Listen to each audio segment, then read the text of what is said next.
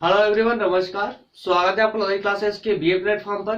दोस्तों, BA first year में राजनीति विज्ञान प्रश्न पत्र प्रथम पर हमारा डिस्कस कंटिन्यूअसली चल रहा है दोस्तों, और ये सिलेबस लगभग हमारा समाप्त होने की दिशा की ओर अग्रसर हो रहा है। इस सेशन में दोस्तों हम लगभग ये हमारे फोर्थ यूनिट का लास्ट चैप्टर है दोस्तों। इसके बाद में हम जो है यूनिट 5 की ओर मूव करेंगे। तो इस सेशन पर जो भी मेरे नए दोस्त हैं उन सभी को मैं बताना चाहता हूं दोस्तों, जो हमारे इस वीडियो पर को पहली बार देख रहे हैं और जो हमारे चैनल पर पहली बार आए हैं, उन सभी दोस्तों के लिए मैं आप उन सभी का बहुत बहुत स्वागत करता हूं। और दोस्तों, उनको मैं एक छोटी सी इंफॉर्मेशन देना चाहता हूं कि हमारे इस प्लेटफॉर्म पर दोस्तों बीए के सभी सब्जेक्टों को पूरे विस्तार के साथ पढ़ाया जा रहा है, जिसमें कि किसी भी सब्जेक्ट में दोस्तों पढ़ाने में कोई कंजूसी नहीं की जाएगी। आपके सिलेबस के अकॉर्डिंग ही, जो आपका सिलेबस है दोस्तों आपकी यूनिवर्सिटी का, उस सिलेबस के अकॉर्डिंग ही पूरे टॉपिकों को क्रम अनुसार पूरे विस्तार से यहाँ कवर किया जाएगा। ठीक है, यहाँ पर ऐसा नहीं होने वाला है कि कोई टॉपिक जो इंपॉर्टेंट उसको ले लिया और बाकी टॉपिकों को छोड़ते चले गए। तो दोस्तों इस प्रकार से नहीं होगा। पूरे क्रम अनुसार आपके सिलेबस के अकॉर्डिंग ही सारे टॉपिकों को क्लियर यहाँ किया जा रहा है।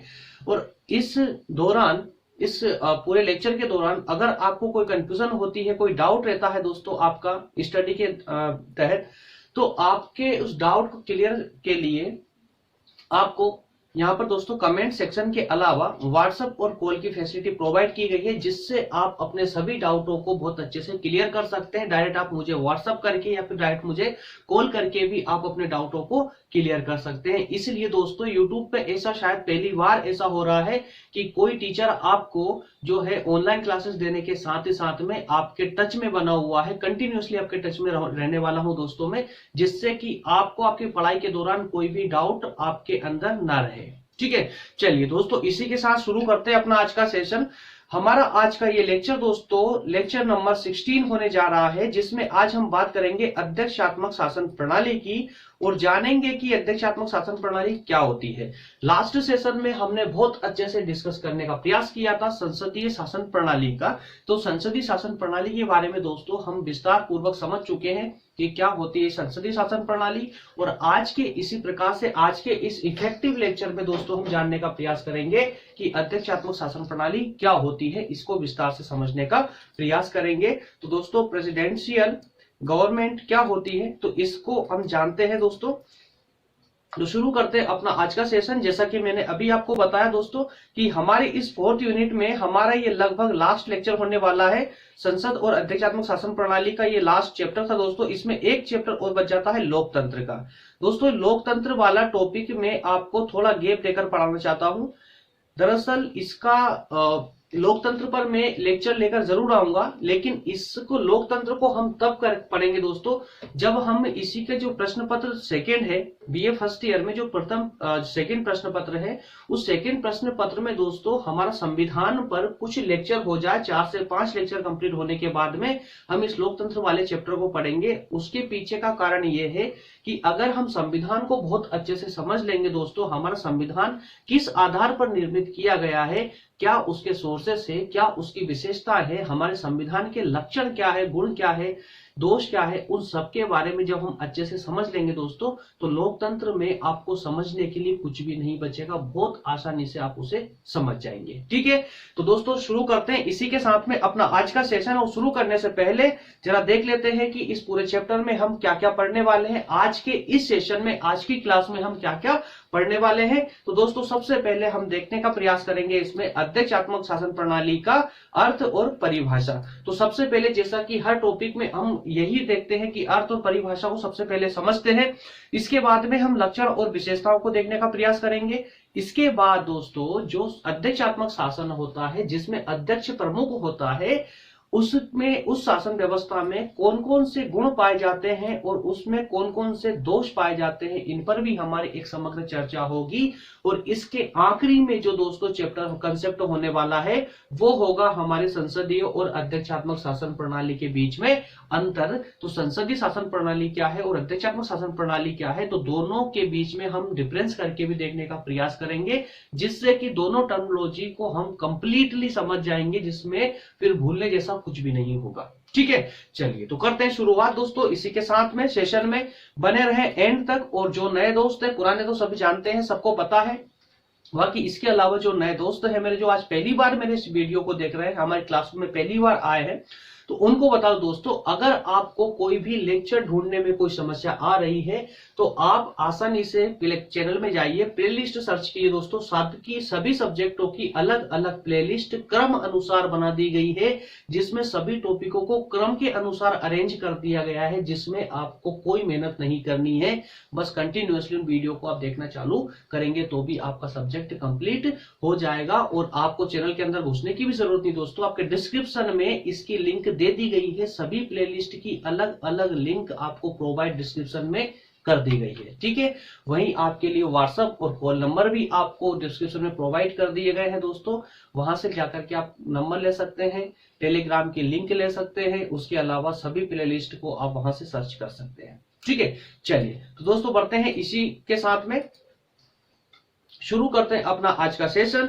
वो जैसा कि अपन हर सेशन में करते आए हैं दोस्तों, वो हमारी विशेषता क्या, हमारी क्लास की सबसे जो विशेषता है वो विशेषता ये है कि हम प्रत्येक टॉपिक को पढ़ने से पहले, टॉपिक को स्टार्ट करने से पहले, हम उस टॉपिक से संबंधित कुछ क्वेश्चनों को, कुछ प्रश्नों को निकाल कर लेकर आते हैं, जिससे कि हमारे दिमाग में एक डिमांड क्रिएट हो जाती है, एक डिमांड बन जाती है, और उस डिमांड की सप्लाई करने के लिए पूरे टॉपिक में हमारा दिमाग पूरा फोकस करता है, पूरा अलर्ट रहता है। ठीक है, तो दोस्तों इन कुछ 4 प्रकार के मैंने क्वेश्चन या संभावित क्वेश्चन देने का आपको प्रयास किया है। इसके अलावा अगर कोई स्पेशल क्वेश्चन होगा तो प्रति स्लाइड में आपको वहां पर भी प्रोवाइड कर दिया जाएगा दोस्तों। तो इन क्वेश्चनों को, वीडियो को 1 मिनट के लिए पॉज करके और इन क्वेश्चनों को एक बार अच्छे से पढ़ लीजिए, जिससे कि आपके दिमाग में डिमांड क्रिएट हो जाए, जिससे आपको ये पता चल जाए कि हमें पूरे टॉपिक में क्या सर्च करना है, क्या ढूंढना है। ठीक है, चलिए तो बढ़ते हैं दोस्तों, शुरू करते हैं सेशन अपना आज का, और जिसमें सबसे पहले हम देखेंगे कि संघात्मक शासन का अर्थ एवं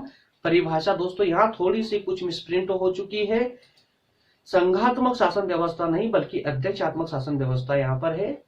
यहां पर इन्होंने एडिट करने में इसको छोड़ दिया। ठीक है दोस्तों, जब पीडीएफ आप डाउनलोड करेंगे टेलीग्राम से, तो वहां पर इसको काट करके अध्यक्षात्मक शासन प्रणाली कर लेना। ठीक है, ये चूंकि बस ये मिसप्रिंट हो चुका है, इसमें ज्यादा कुछ कह नहीं सकते, बस इसे आपको ठीक करना है। ठीक है दोस्तों, भूल ना जाना, इसमें तो कंफ्यूजन, आपको दिमाग में कंफ्यूजन क्रिएट हो जाएगी। चलिए शुरू करते हैं। अध्यक्षात्मक शासन प्रणाली का अर्थ और परिभाषा, 2 चीजों को हम यहां पर देखने वाले हैं। ठीक है, सबसे पहले आप इस स्लाइड को पढ़िए, उसके बाद में दोस्तों मैं आपको एक व्यवहारिक अध्ययन के रूप में एक 2 लाइन के अर्थों में समझाऊंगा आपको कि अध्यक्षात्मक शासन व्यवस्था क्या होती है। अध्यक्षात्मक शासन प्रणाली में कार्यपालिका का प्रधान व्यवस्थापिका से अलग होता है, और शासन का मुखिया ऐसा व्यक्ति होता है जो व्यवस्थापिका के प्रति उत्तरदायी नहीं होता। उसे अध्यक्षात्मक शासन प्रणाली कहते हैं, और अन्य शब्दों में उसे राष्ट्रपति शासन व्यवस्था भी कहते हैं। सिंपल वे में अगर दोस्तों इस स्लाइड को समझना है, या फिर कहें कि अध्यक्षात्मक शासन प्रणाली को अगर आप सिंपल तौर पर समझना चाहते हैं, तो इसकी 2 से 3 कुछ बातों को याद रख लें। 4-5 बातें हैं, इसकी विशेषता है, जिनको अगर आप याद रख लेंगे तो आप आसानी से अध्यक्षात्मक शासन प्रणाली को समझते चलेंगे।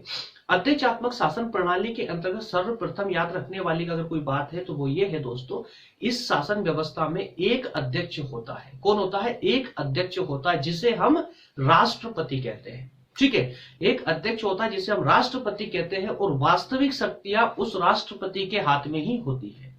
जैसे कि अगर हम भारत में देखें दोस्तों, तो भारत में भी एक राष्ट्रपति होता है, लेकिन क्या वास्तविक जो शक्तियां होती है क्या राष्ट्रपति के पास में होती है? बल्कि नहीं, बल्कि वो संसद के पास होती है। संसद अर्थात प्रधानमंत्री के पास होती है। ठीक है, लेकिन अध्यक्षात्मक शासन व्यवस्था के अंतर्गत जो प्रमुख शक्तियां होती, जो वास्तविक शक्तियां होती शासन की, वो अध्यक्ष अर्थात राष्ट्रपति के हाथ में वास्तविक तौर पर होती है। और ऐसी शासन व्यवस्था दोस्तों अध्यक्षात्मक शासन व्यवस्था कहलाती है। और ऐसी शासन व्यवस्था में जो कार्यपालिका का प्रधान होता है, ये अध्यक्ष, ये कहें कि राष्ट्रपति, ये व्यवस्थापिका से अलग होता है। अर्थात कि इस प्रकार की शासन व्यवस्था में कार्यपालिका और व्यवस्थापिका दोनों स्वतंत्र होती है एक दूसरे से, दोनों का एक दूसरे पर कोई कंट्रोल नहीं होता है। ठीक है।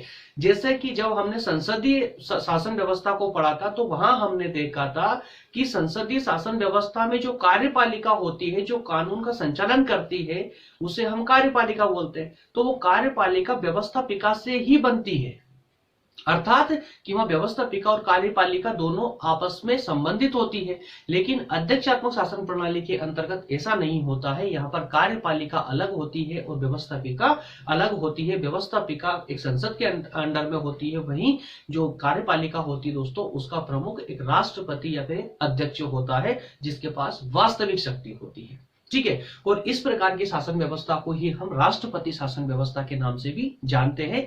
सबसे अच्छा एग्जाम्पल अगर आप ढूंढने जाएंगे तो दोस्तों पूरे विश्व में अमेरिका का एग्जाम्पल सबसे बेहतर एग्जाम्पल है। अमेरिका में कौन सी शासन व्यवस्था है दोस्तों? तो अध्यक्षात्मक शासन प्रणाली है। जैसा कि आपने सेकेंड ईयर की राजनीति विज्ञान में भी पढ़ा था। सेकेंड ईयर की राजनीति विज्ञान प्रश्न पत्र सेकेंड में आपको पढ़ने को मिला था। ब्रिटेन का संविधान, अमेरिका का संविधान, स्विट्जरलैंड का संविधान, जापान का, चीन का, इस प्रकार के कई प्रकार के संविधान आपने पढ़े थे। उसके अंदर देखा था दोस्तों, जब अमेरिका का संविधान पढ़ा था तो वहां पर अध्यक्षात्मक शासन प्रणाली का आपने बहुत बेहतर तरीके से अध्ययन उसमें किया है। ठीक है। चलिए, तो इसको आप अब समझ चुके होंगे कि अध्यक्षात्मक शासन प्रणाली क्या होती है, उसका अर्थ क्या होता है। इसकी परिभाषा के माध्यम से और आप अच्छे से समझ जाएंगे। गार्डनर साहब की परिभाषा को एक बार देख लीजिए, जिससे आपका जो छोटा मोटा कोई डाउट होगा तो वो भी पूरी तरह से क्लियर हो जाएगा। अध्यक्षात्मक शासन वह शासन होता है जिसमें कार्यपालिका अर्थात राज्य का अध्यक्ष संवैधानिक दृष्टि से विधानमंडल से स्वतंत्र होते हैं और अपनी राजनीतिक नीतियों के बारे में भी उसके प्रति उत्तरदायी नहीं होते। अमेरिका की शासन व्यवस्था इसी प्रकार की शासन व्यवस्था है, अर्थात अध्यक्षात्मक शासन व्यवस्था है। तो गार्डनर साहब ने भी स्पष्ट तौर पे कहा है कि अध्यक्षात्मक शासन व्यवस्था वो शासन व्यवस्था होती है जिसमें व्यवस्थापिका और कार्यपालिका दोनों पूर्ण रूप से पृथक होते हैं और कार्यपालिका का जो प्रधान होता है, जो अध्यक्ष होता है, जो राष्ट्रपति होता है, वो व्यवस्थापिका के प्रति बिल्कुल भी उत्तरदायी नहीं होता, ना ही जवाबदेह होता है। वो स्वतंत्र रूप से अपना कार्य करता है, अपने शक्तियों अधिकारों का निर्वहन करता है। क्लियर हुआ इतना? चलिए, अब दोस्तों हम इसको आगे बढ़ाते हैं इस कहानी को, और अब समझेंगे हम इसकी विशेषताओं को कि अध्यक्षात्मक शासन प्रणाली की क्या विशेषताएं ऐसी दोस्तों इस शासन व्यवस्था के अंतर्गत देखने को मिलती है। और इन 3 पॉइंटों के माध्यम से हम अध्यक्षात्मक शासन प्रणाली की कुछ विशेषताओं पर बात करेंगे, सिर्फ बात करेंगे दोस्तों, है ना। तो इस बात के तहत ही आप भली भांति रूप से अध्यक्षात्मक शासन प्रणाली की मेन जो विशेषता है, जो मेन लक्षण है, उनको समझ लेंगे। चलिए, तो सर्वप्रथम है इसमें कार्यपालिका का निश्चित कार्यकाल। अब दोस्तों देखिए, एक सबसे पहला क्या है कि कार्यपालिका का निश्चित कार्यकाल। सेकंड है कार्यपालिका और व्यवस्थापिका एक दूसरे से स्वतंत्र है। दूसरा, नाम मात्र और वास्तविक कार्यपालिका अलग नहीं होती। अब देखिए जरा दोस्तों, तीनों पॉइंटों के बारे में आपको थोड़ा थोड़ा अब तक पता चल चुका है कि तीनों पॉइंट क्या क्या है, तीनों व्यवस्थाएं क्या क्या है ना। अब सबसे पहले इस नंबर 1 पर हम बात कर लेते हैं, कार्यपालिका का निश्चित कार्यकाल। कार्यपालिका का निश्चित कार्यकाल, जब हमने संसदीय शासन व्यवस्था पढ़ी थी तो वहां पर हमने एक बात देखी थी दोस्तों, कि जब तक किसी सरकार को, किसी राजनीतिक दल को संसद में बहुमत प्राप्त होता है, तब तक वो अपनी सरकार को बनाकर रखता है। ठीक है, संसद में। लेकिन अध्यक्षात्मक शासन प्रणाली में दोस्तों ऐसा नहीं होता है। अब जरा समझिए कहानी को कि संसदीय शासन प्रणाली में जब तक विश्वास प्राप्त होता है संसद में बहुमत का, तब तक वो अपने शासन व्यवस्था को बनाए रख सकता है, अपनी सरकार बनाए रख सकता है। लेकिन जैसे ही अगर वो अपना विश्वास खो दे संसद में, तो उनको अपने पद से त्यागपत्र देना पड़ता है, अर्थात वो सरकार गिर जाती है। इसका मतलब क्या हुआ कि संसद अविश्वास मत के द्वारा जो है सरकार को हटा सकती है। लेकिन अध्यक्षात्मक शासन प्रणाली के अंतर्गत ऐसी कहानी या ऐसी घटना नहीं हो सकती है। अध्यक्षात्मक शासन प्रणाली को अगर कहें तो लगभग ये पूरी तरह से निश्चित होती है, क्योंकि इसमें दोस्तों जो अध्यक्ष होता है, जो राष्ट्रपति होता है, वो व्यवस्थापिका तथा संसद से पूरी तरह से अलग होता है। उसे इस प्रकार से या अविश्वास मत के द्वारा उसे शासन से हटाया नहीं जा सकता।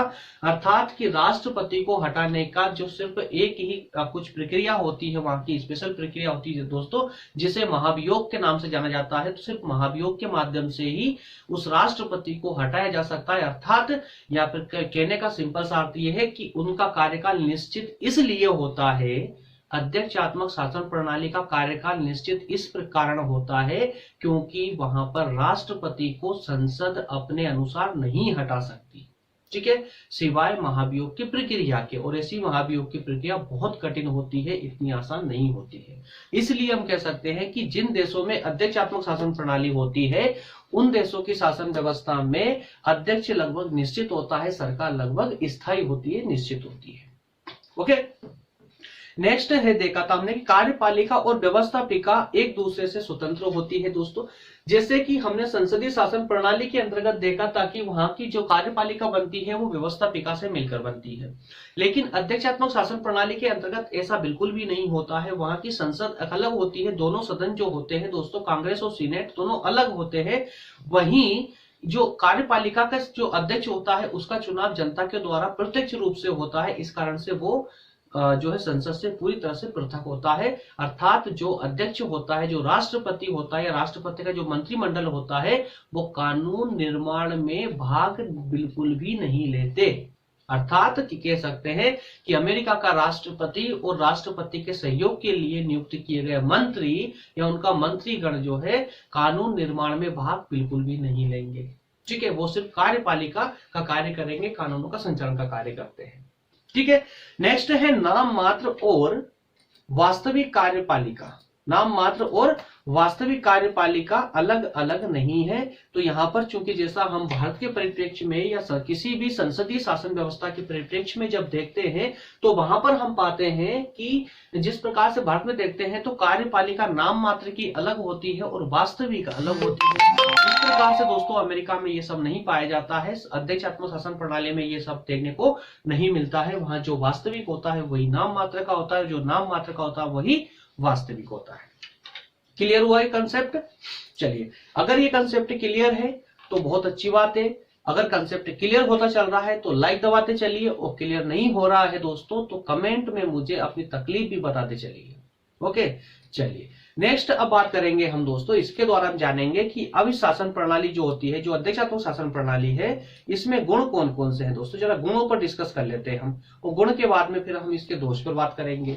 गुण अर्थात कि इसकी क्या खासियत है, क्या विशेषता है, ठीक है। और इसके बाद में जो हम बात करेंगे इसके दोष की, अर्थात कि इस प्रकार की शासन प्रणाली में ऐसी कौन कौन सी कमियां हैं, उन कमियों पर हम एक फोकस करेंगे। चलिए सबसे पहले हम गुण पर बात कर लेते हैं दोस्तों। तो गुणों को समझने के लिए आवश्यक है कि आप अपना पूरा ध्यान इस लेक्चर पर, सेशन पर लगाइए, ठीक है, और इनको जरा अच्छे से समझते चलिए। जो भी टर्मिनोलॉजी हम आज यहाँ डिस्कस कर रहे हैं, जो पढ़ रहे हैं, कहीं ना कहीं पहले भी या फर्स्ट ईयर पहले भी आपने अन्य सब्जेक्टों में दोस्तों ध्यान दी होगी, और आपको कहीं ना कहीं राजनीति विज्ञान में सारी टर्मिनोलॉजी पढ़ने को मिली है।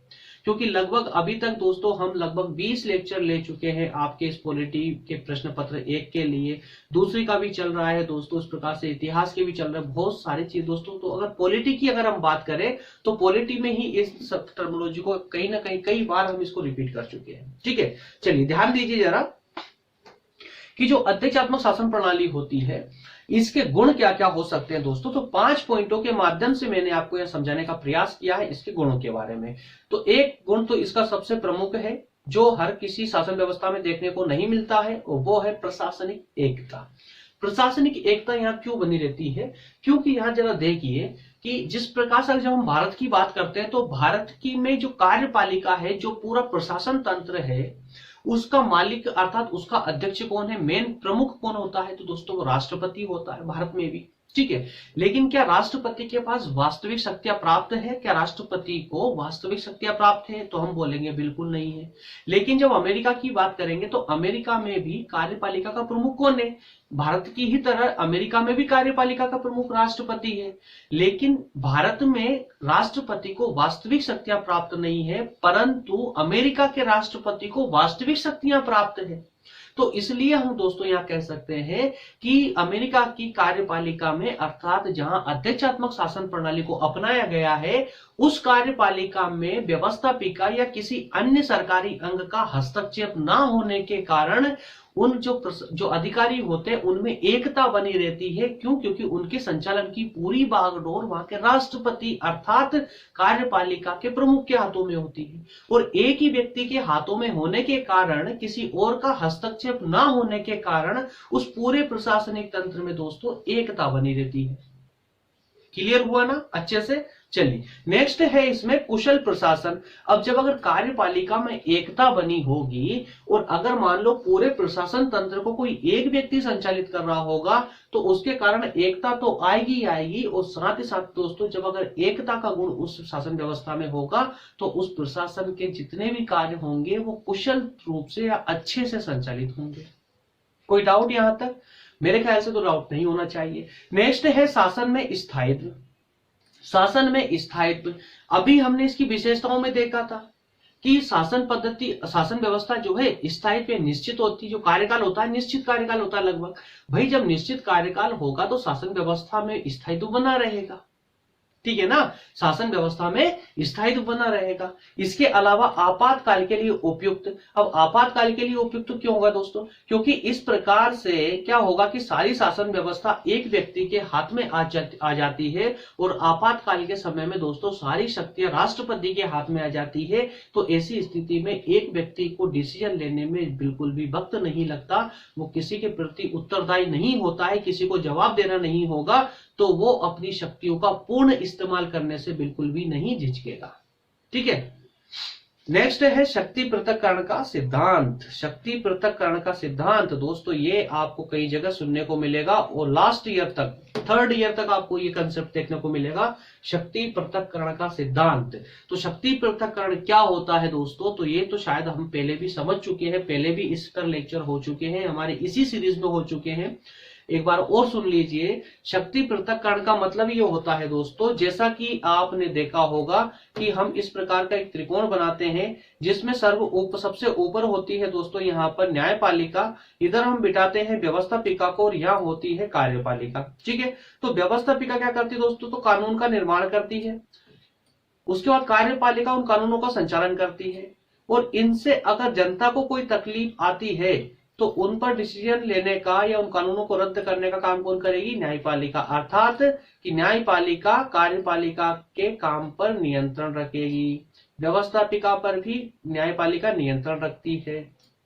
ठीक है, लेकिन तीनों एक दूसरे से पूर्ण रूप से स्वतंत्र होती है। और यहाँ पर जो ये न्यायपालिका है दोस्तों ये सर्वशक्तिशाली होती है, ये सर्वशक्तिशाली, उसके पास विशेष शक्तियां होती है। ठीक है, तो इस प्रकार से जिस शासन व्यवस्था में कार्यपालिका, विधायिका और न्यायपालिका तीनों स्पष्ट रूप से स्वतंत्र हो, अलग अलग हो, तीनों एक दूसरे के काम में हस्तक्षेप बिल्कुल भी ना करे, उस कार्य को हम बोलते हैं शक्ति पृथक्करण का सिद्धांत। यानी कि तीनों सरकार के तीनों अंगों को, व्यवस्थापिका, कार्यपालिका और न्यायपालिका, जो ये तीन अंग हैं, इन तीनों अंगों को स्पष्ट तौर से पृथक पृथक शक्तियां प्रदान की गई हो, तो उसको हम बोलेंगे शक्ति पृथक्करण का सिद्धांत। क्लियर हुआ? और इस प्रकार का जो शक्ति पृथक्करण का सिद्धांत होता है दोस्तों, तो ये कहां पाया जाता है? ये अध्यक्षात्मक शासन प्रणाली के अंदर ही पाया जाता है। ठीक है, चलिए अब दोस्तों हम देखेंगे इसी के अंतर्गत अध्यक्षात्मक शासन प्रणाली के दोष पर एक प्रकाश डाल लेते हैं। दोष के तहत भी दोस्तों हम इसमें 5 कंसेप्टों के माध्यम से, कहें कि 5 पॉइंटों के माध्यम से इसको समझने का प्रयास करते हैं और देखते हैं कि क्या है ये अध्यक्षात्मक शासन प्रणाली के अंतर्गत तो कौन कौन सी कमियां यहाँ पर शेष रह गई थी, कौन कौन सी कमियां हैं जो नहीं होती तो ये शासन व्यवस्था और अच्छे से संचालित होती। तो सबसे पहले तो अगर देखें हम तो इसमें उत्तरदायित्व की अवहेलना की गई है।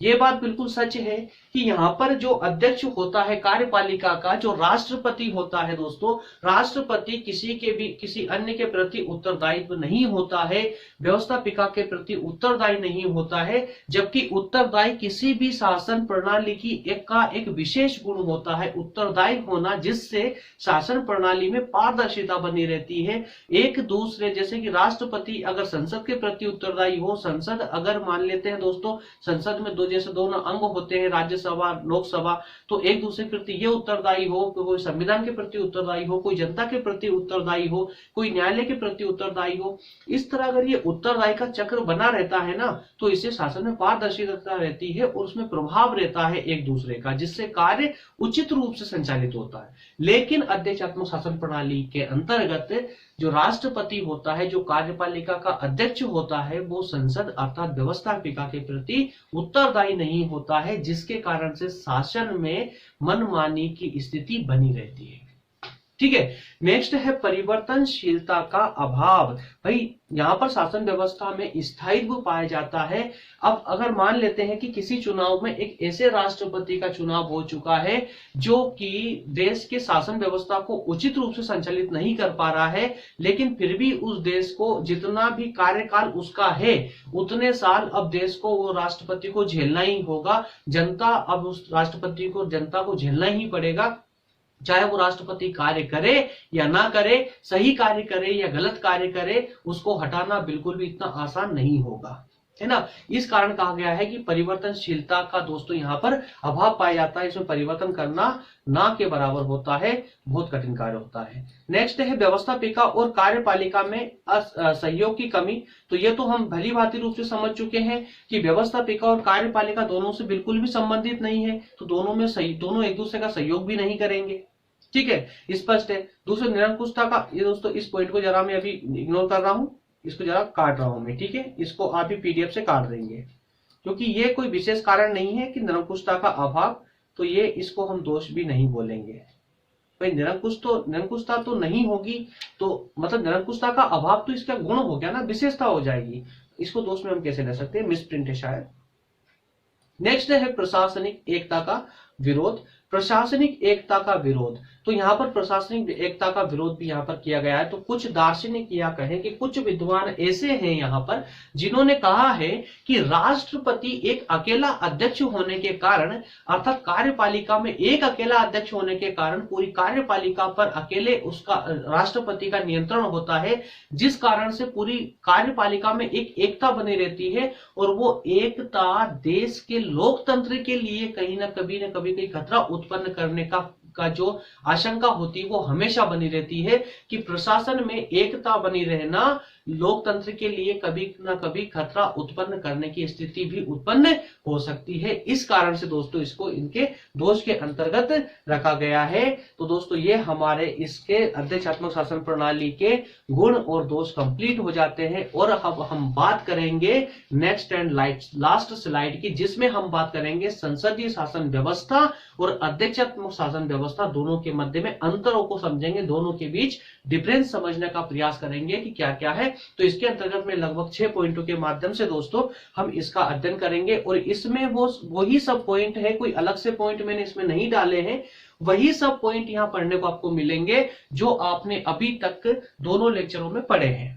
ठीक है, संसदीय शासन व्यवस्था के लेक्चर में और अध्यक्षात्मक शासन व्यवस्था के लेक्चर में, दोनों लेक्चर में जो पॉइंट आपने पढ़े हैं वही सब पॉइंट आपको यहां देखने को मिलेंगे, यहां पर कुछ भी अलग से नहीं है।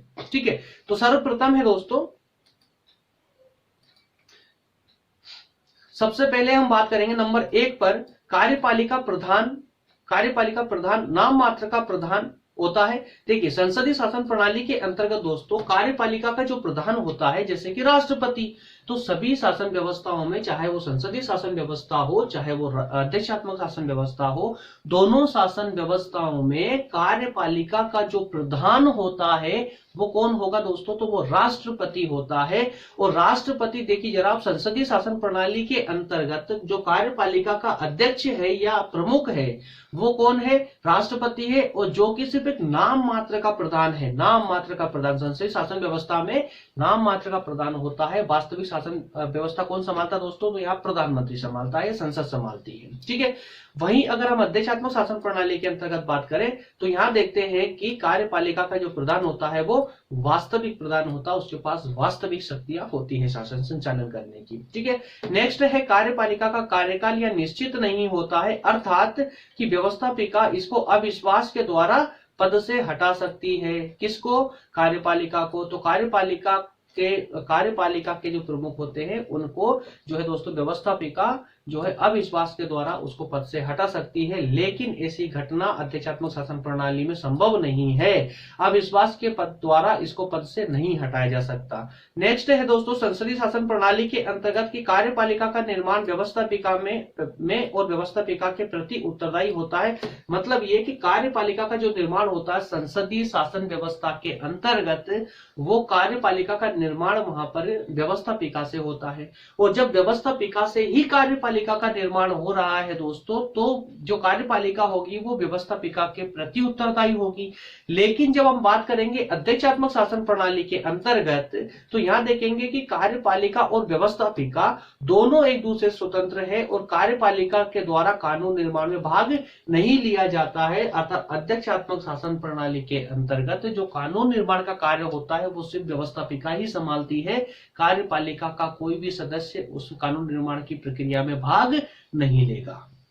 नेक्स्ट है अधिक लोकतंत्रात्मक प्रणाली। अधिक लोकतंत्रात्मक प्रणाली, तो संसदीय शासन प्रणाली दोस्तों अधिक लोकतंत्रात्मक होती है। क्यों होती है? क्योंकि इसमें पूरी संसद में जितने प्रतिनिधि होते हैं सबका चुनाव प्रत्यक्ष रूप से होता है दोस्तों, जनता के रूप से, जनता के द्वारा प्रत्यक्ष रूप से होता है। इस कारण यहाँ पर अधिक लोकतंत्र पाया जाता है। जबकि अध्यक्षात्मक शासन प्रणाली में इस प्रकार से कहना कि पूर्ण लोकतंत्र अध्यक्षात्मक शासन प्रणाली में संभव हो सकता है, ऐसा जरूरी नहीं है। नेक्स्ट है दोस्तों कि मंत्रियों की उच्च स्थिति और कानून निर्माण का अधिकार होता है। तो संसदीय शासन व्यवस्था के अंतर्गत दोस्तों जो मंत्रीगण होते हैं, जो मंत्रिमंडल होता है, उनके पास में विशेष अधिकार होते हैं, उनकी स्थिति काफी उच्च होती है और उन्हें कानून निर्माण करने का अधिकार होता है। लेकिन अध्यक्षात्मक शासन प्रणाली की जब हम बात करेंगे, अध्यक्षात्मक शासन प्रणाली की जब बात करेंगे तो यह मंत्री दोस्तों पूरी तरह से राष्ट्रपति के अधीन होते हैं या कार्यपालिका के अध्यक्ष के अधीन होते हैं। ठीक है, वो स्वतंत्र नहीं होते, इसलिए उनको विशेष अधिकार प्राप्त नहीं होते हैं। नेक्स्ट एंड लास्ट पॉइंट है कि चुनावों के बाद भी राजनीतिक दल सक्रिय रहते हैं। चुनावों के बाद भी राजनीतिक दल सक्रिय रहते हैं। क्यों रहते हैं? क्योंकि उनको कहीं ना कहीं वापस से अगले बार फिर से उनको चुनाव लड़ करके फिर से सत्ता में आने की लालसा होती है। इस कारण से वो हमेशा सक्रिय रहते हैं और विपक्ष के रूप में मौजूद रहते हैं संसद में। लेकिन अध्यक्षात्मक शासन प्रणाली के साथ में ऐसा नहीं होता है। जैसे चुनाव हो जाते हैं तो राजनीतिक दल शांत हो जाते हैं। क्यों? क्योंकि अगर वो सक्रिय भी होंगे तो उन्हें संसद में जाना पड़ेगा, जबकि कार्यपालिका में सिर्फ राष्ट्रपति का जो है अधिकार चलता है।